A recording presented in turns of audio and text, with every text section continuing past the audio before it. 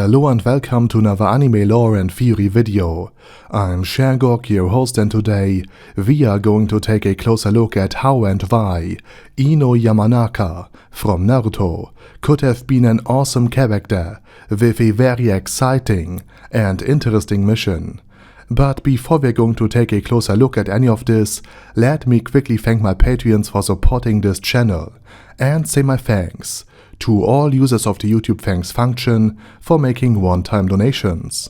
And with that said, let's take a look at the topic at hand. Now, Ino Yamanaka has always been somewhat of a footnote in Naruto, and she was serving as more or less as a Sakura substitute and as her lesser replacement, with less character development and less care throughout the entire duration of the anime. And her abilities were barely showcased and used in the story.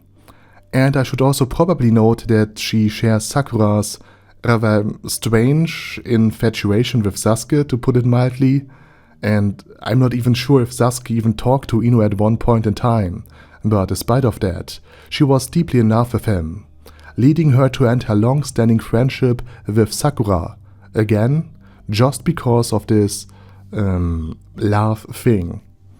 And because she imagined that Sakura is now her rival in love, and which makes this friendship breakup even more stupid. All the while Sasuke's sole focus was just on defeating his brother and avenging his clan. And again, this situation is extremely unfortunate, because Ino possesses some of the most interesting and potent ninjutsu techniques in the entire anime. She can control the mind of other people, of her opponents, a skill that functions much like a demonic possession, for a lack of a better term. Once Ino has taken over her opponent's body, she can control it from her own point of view. It would be as if she is living in the target's body, and this mechanic adds a great layer of complexity to any mission, and it's a shame that it hasn't been used more often. Because not only does this render her own body completely paralyzed and vulnerable to any attacks, simply because her real body is unconscious, which would raise the stakes and ensure that basically some tension is always present during any mission where she is a part of and where she uses her jutsu. But since Ino would also suffer the same damage as her target, because her chakra is now within the target's body, she can't just simply kill the target with a kunai without risking basically being killed herself. So she would need to employ this very carefully and keep both her own body and her target's body safe. And finally, this unique ability could have been leveraged to introduce a compelling high-stakes infiltration mission into Naruto's storyline. Something that the entire anime about ninjas for some reason never really had.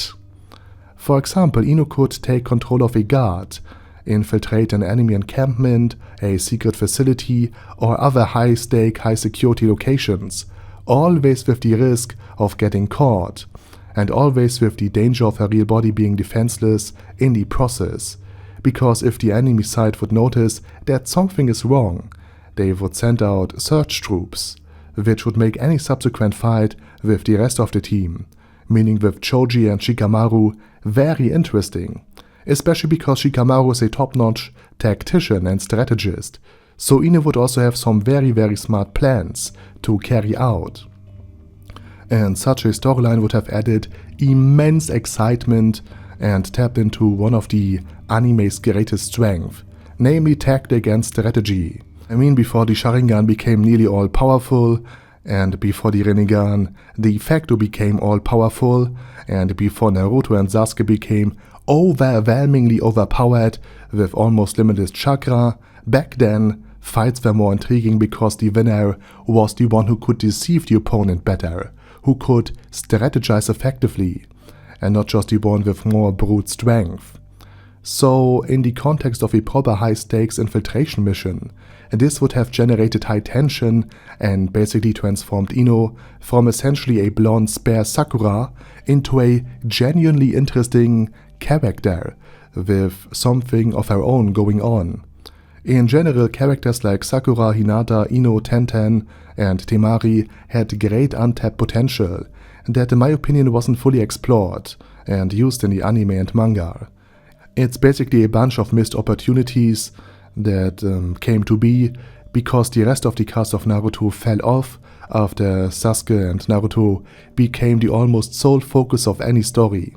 So as mentioned, Ino could have brought a lot of excitement with such a mission, even when she wasn't the strongest fighter. On the contrary, her being physically vulnerable and having to rely on deception and stealth, on lies, and on quickly adapting to a target's expectation of how their colleague would have behaved, would have guaranteed near constant tension. The weakness of the sidecast could have been one of the greatest strengths in Naruto. I mean, if Sasuke and Naruto are overpowered, then the tension could still be kept high by having the more expandable side characters undertake dangerous missions where it is not clear at all whether or not they would make it back.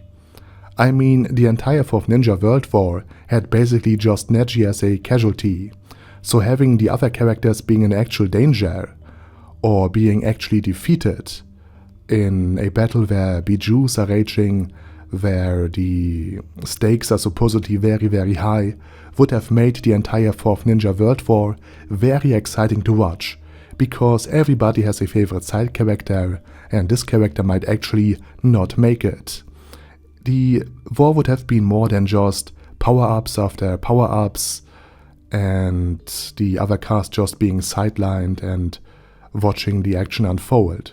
So again, Ino Yamanaka, given a few infiltration-type missions, would have likely made her a great character, just like Shikamaru went from an annoyed background character to arguably one of the more beloved characters in the entirety of Naruto, once he had his 2 fights against the Sound Ninja and against Temari, and later against the 2 immortals from Akatsuki. So Ino getting the same treatment with just 3 missions focused on her own personal powers and character development would have been awesome. Maybe we will get something like this eventually in some Naruto reboot a few decades ahead, but as for now, that's pretty much it. And now it's your turn. Do you agree with what I have said? Do you disagree? Let me know your opinions down in the comment section. And while you type, I say thank you very much for watching, and special thanks to Ada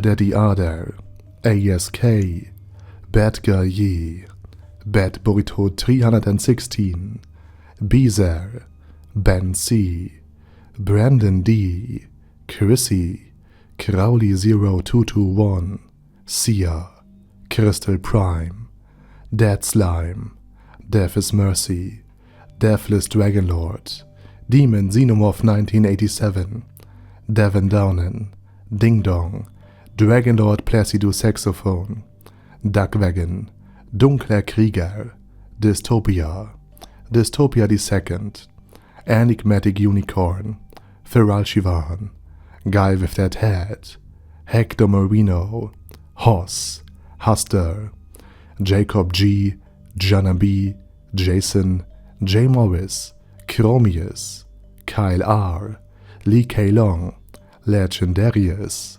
Lelouch Britannia with a Mustache, Lexus Fox, Lord Nishikian Rai, Lord Touch Me, Lofrazer, Merovec, Mr. Shoes, Mr. Tweaker, Michael R, Michael Y, Nope, Oh Hell No, Normal Toad, O'Kill, Overlord General Gasper, Paddy Pantum, Personage, Primus 11, Rhinomere, Q&A Caracos P, Shergox's Daddy, Shadow Lightning Wolf, Shrine Keeper, Super Tier Magic Batista Bomb, Supreme Cheese, Staris, Ted, Texas Deer, The Orc War Boss, Rag Ed Smasher, T.E. Wang, Vash Hawkeye, Vegito 27, Venger Fanatic, Wilhelm, Xenokai, and Zonagon. Thanks guys. Anyway, have a nice day, and I hope to see you all again soon on my next video.